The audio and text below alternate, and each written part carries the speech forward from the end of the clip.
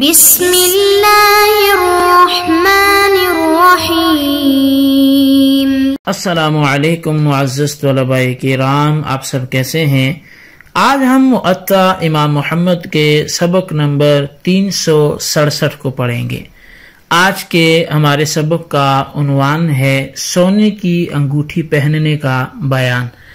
آج کے ہم سبق میں باب یکرہ من التختم بالذهب سے اس سبق کو پڑھیں گے، یعنی مردوں کے لیے سونے کی انگوٹھی پہننا مکروہ ہے، اس حوالے کا بیان۔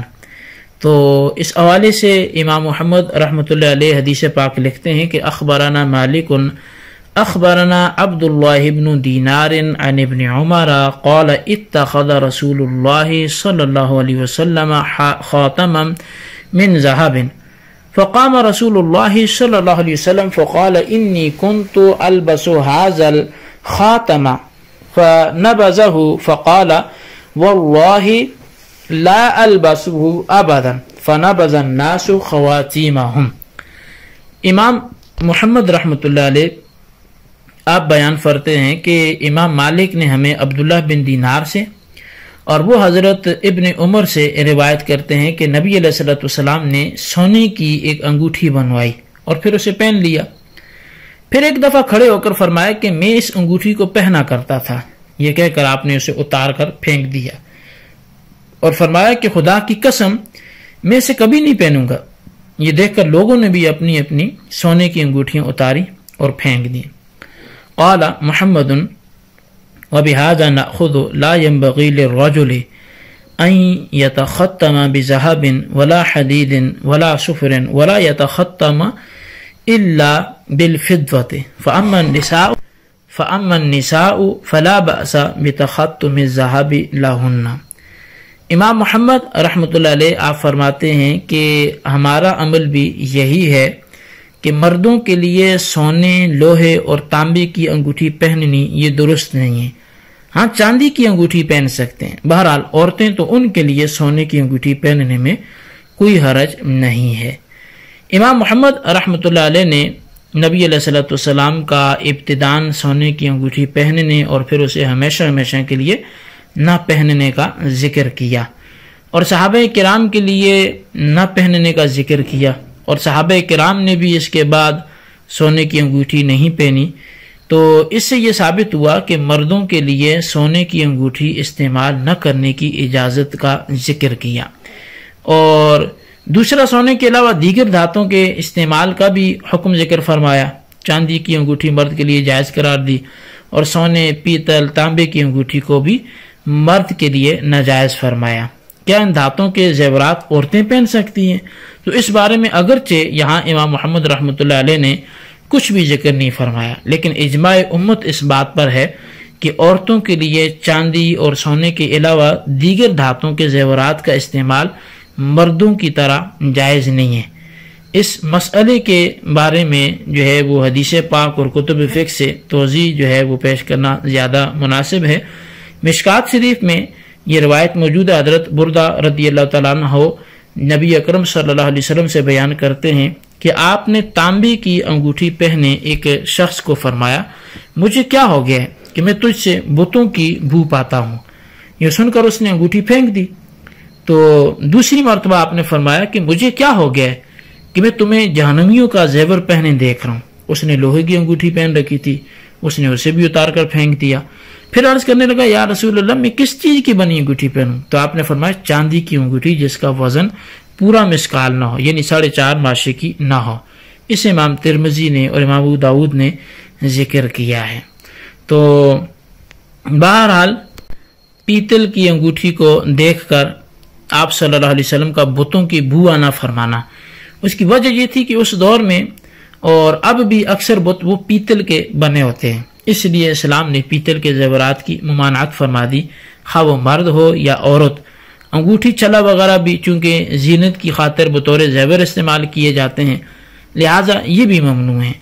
یہاں پہ یہ خیال رہے کہ سونے چاندی کا استعمال مطلقاً حرام ہے، مسلمان مرد اس کا بنا زیور ہرگز استعمال نہ کرے، یعنی اس کی جو مخصوص مقدار اس کے علاوہ، اور نہ ہی کسی اور طرح اسے استعمال میں لائے۔ ہاں عورتوں کے لیے جو ہے وہ ان کے لیے ان کے زیورات پہننے کی بالکل اجازت ہے، لیکن کسی اور طرح ان کو استعمال میں لانا عورتوں کے لیے بھی جائز نہیں ہے۔ اس لیے سونے چاندی کے برتن میں کھانا پینا، ان سے بنی گھڑی میں وقت دیکھنا، ان سے بنی سلائی سے سرما لگانا یہ حرام ہے۔ ہاں، ان کا کشتہ کھانا یا علاج کے لیے سونے کی سلائی کا استعمال یہ جائز ہے، کیونکہ یہ علاج ہے۔ ان کے علاوہ دوسری دھاتوں کا زیور بھی حرام ہے، لیکن ان کو دوسرے طریقوں سے استعمال کرنا جائز ہے۔ لہذا تانبے، لوہے، پیتل وغیرہ کے برتن جو ہے استعمال کرنے جائز ہیں۔ غرض یہ کہ ان کے استعمال میں قریب سا فرق ہے۔ مرد کے لیے 4.25 ماشے تک کی چاندی کی انگوٹھی جائز ہے۔ تو بہرحال عورت جو ہے وہ سونے چاندی کے علاوہ بھی اگر کسی اور دھات کا زیور پہنتی ہے، جیسے آرٹیفیشل آج کل ہوتے ہیں، تو عورت کے لیے وہ زیورات جائز ہیں، اور مرد جو ہے اس کے لیے صرف اور صرف چاندی، وہ بھی جو مسکال بھر نہ ہو تو اس کا ہی استعمال اس کے لیے جائز ہے۔ اب اس سے جو ملتا جلتا مسئلہ ہے وہ یہ ہے کہ سونے چاندی کے برتنوں کے استعمال کا کیا حکم ہے۔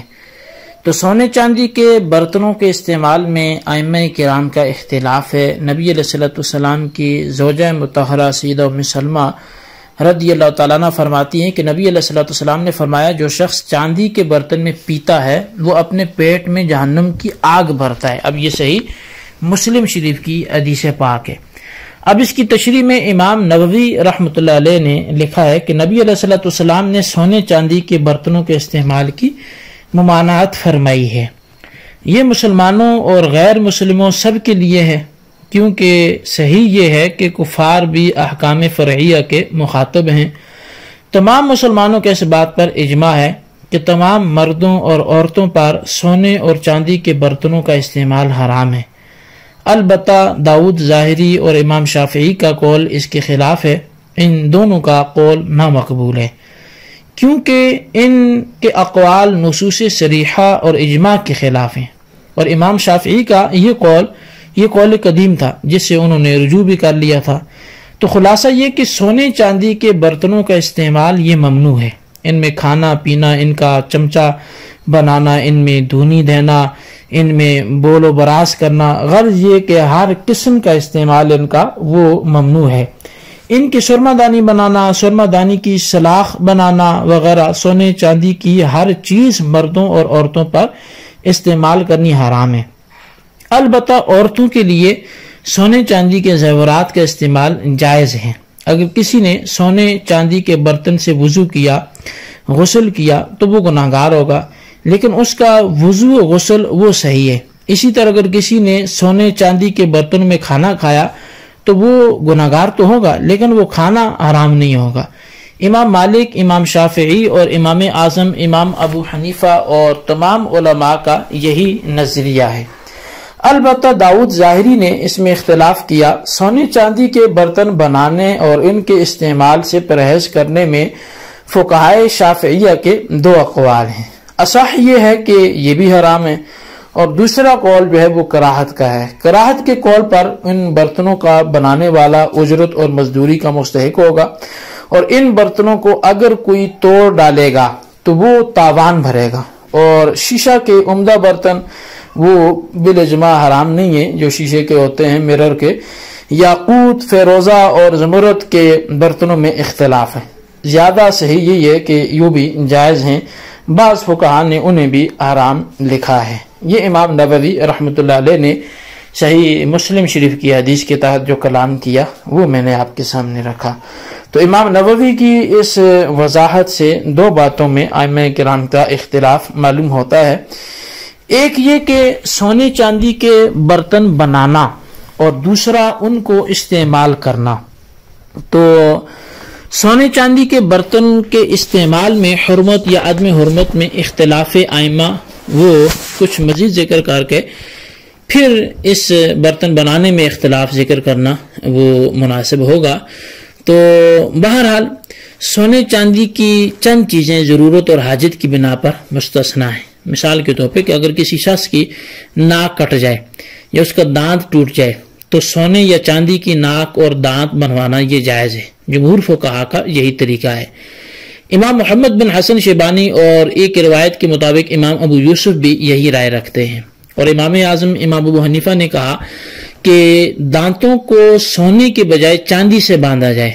فقہائے احناف نے یہ بھی کہا ہے کہ چاندی کی انگوٹھی میں نگینہ لگانے کے لیے سونے کی کیل ٹھونکنا یہ جائز ہے، کیونکہ یہ کیل نگینے کے تابع ہے۔ اور پھر فقہائے شافعیہ نے یہ کہا ہے کہ مرد کے لیے سونے کے دانت لگوانا حرام ہے۔ اچھا، اسی طرح دوات قلم وغیرہ پر سونے یا چاندی کا پانی چڑھانا یہ جائز ہے، بہی طور پر کہ اس سے سونے یا چاندی کو مادی طور پر الگ نہ کیا جا سکے۔ اچھا، اسی طرح جس برتن کو چاندی سے مزین کیا گیا ہو، امام اعظم امام ابو حنیفہ کے نزدیک اس میں پینا اور وضو کرنا جائز ہے۔ اسی طرح چاندی سے مزین کی ہوئی زین پر سوار ہونا اور چاندی سے مزین کیے ہوئے تخت پر بیٹھنا یہ بھی جائز ہے۔ جس برتن کے بنانے میں سونا یا چاندی ملایا گیا ہو، یا جس کرسی کے مادے میں سونا یا چاندی لگایا گیا ہو، یا قرآن کریم کے سونے یا چاندی سے اس کو بنایا گیا ہو، تو یہ بھی جائز ہے۔ اسی طرح لگام اور رکاب کا حکم ہے، اور جس کپڑے میں سونے یا چاندی سے لکھا گیا ہو تو یہ سب امور جائز ہیں۔ مسجد کے نقش و نگار، مصحف کو سونے کے پانی سے مزین کرنے میں کوئی حرج نہیں ہے، بشرط کہ اس سے تعظیم مقصود ہو، اور اگر ریاکاری مقصود ہو تو پھر یہ جائز نہیں ہے۔ فقہائے مالکیہ نے یہ کہا ہے کہ مصحف، تلوار اور انگوٹھی کو چاندی سے مزین کرنے میں کوئی حرج نہیں ہے، اور لگام، زین اور چھری وغیرہ میں چاندی نہ لگائی جائے، اور سونے کے پانی چڑھانے یا چاندی اور سونے کو ملا کر بنانے میں ان کے دو قول ہیں۔ ایک قول میں ممنوع کہا ہے اور ایک قول میں مکروہ کہا ہے۔ فقہائے شافعیہ نے یہ کہا کہ چاندی اور سونے کا پانی کسی چیز پر اس طرح چڑھانا جائز نہیں ہے جس سے مادی طور پر سونے اور چاندی کو الگ کیا جا سکے، اور اگر سونے یا چاندی کو الگ نہ کیا جا سکے تو جائز ہے، اور بطور زینت کسی مادے میں چاندی بھر کر برتن بنانا یہ جائز نہیں ہے، اور اگر اس کی ضرورت ہو تو کراہت کے ساتھ جائز ہے، اور کسی مادے میں سونے بھر کر کوئی چیز بنانا یہ مطلقاً حرام ہے، خواہ وہ چیز چھوٹی ہو یا بڑی ہو، ضرورت کی بنا پر بنایا جائے یا زینت کی بنا پر کل مادے میں سونا بھرا جائے، یا بعض میں حتیٰ کہ اس طرح سرما دانی بنانا بھی جائز نہیں ہوگا۔ تو مرد و عورت کے لیے مصحف کو چاندی سے آراستہ کرنا جائز ہے، اور آلات جنگ اور جو ہے وہ ان چیزوں کو مرد کے لیے چاندی سے مزین کرنا جائز ہے، کیونکہ اس سے کفار جلیں گے، اور یہ عمل عورتوں کے لیے جائز نہیں ہے۔ اور عورتوں کے لیے مصحف کو سونے سے مزین کرنا جائز ہے، یعنی چھوٹے چھوٹے ٹکڑے مصحف میں لگائے جائیں، اور دیواروں اور چھتوں کو سونے کے پانی سے مزین کرنا یہ جائز نہیں ہے، خاص سونے اور چاندی کو مادی طور پہ الگ کیا جا سکے یا نہ کیا جا سکے۔ کعبہ اور دیگر مساجد کو سونے اور چاندی کے پانے سے مزین کرنا یہ جائز نہیں ہے، جس طرح کعبے میں ریشم کے پردے لگانا جائز نہیں ہے، خواہ ضرورت ہو یا نہ ہو، اور قلیل مقدار میں سونے کا استعمال بغیر ضرورت کے جائز نہیں ہے۔ مثلا سونے کی ناک لگانا یا سونے کے دانت باندھنا یہ جائز ہے۔ اسی طرح قلیل مقدار میں چاندی کا استعمال بھی جائز ہے۔ فقہا نے بیان کیا ہے کہ سونے اور چاندی کے استعمال کی حرمت کی علت فضول خرچی اور تکبر ہے، اور زیادہ صحیح یہ ہے کہ ان کی حرمت کی علت ان کا خلقتاً ثمن ہونا ہے، مگر ان کے استعمال کو مباح کیا جائے پھر ان کا بازار میں زیادہ رواج ہو جائے گا، جس سے اضطراب اور قلق جو ہے وہ پیدا ہوگا۔ تو سونے اور چاندی کے علاوہ دوسرے نفیس برتنوں کا استعمال وہ جائز ہے، جیسے یاقوت ہے، شیشہ ہے، بلور ہے، عقیق ہے، زمرد ہے، مرجان ہے، پیتل ہے۔ تو بہرحال یہ مادے سونے اور چاندی کے حکم میں نہیں ہیں، اور جو ہے وہ اشیاء میں اصل جو ہے وہ اباحت ہوتی ہے، اور نبی علیہ السلام نے پیتل کے برتن سے وضو فرمایا ہے، اور یہ ان سے ثابت ہے، تو لہٰذا اب ان کے استعمال میں کوئی حرج نہیں ہے۔ تو بہرحال یہ ہمارا آج کا سبق تھا، اس کو آپ اچھی طرح سمجھیں، اس کے خلاصے کو اپنے رجسٹر پر لکھیں، مزید ہم تفصیل میں نہیں جاتے، وہ کتب فقہ کی طرف رجوع کریں۔ اللہ تبارک و تعالیٰ سے دعا جو ہم نے پڑھا سنا سے یاد رکھنے کی توفیق نصیب فرمائے، آمین بجاہ النبی الامین صلی اللہ علیہ وسلم۔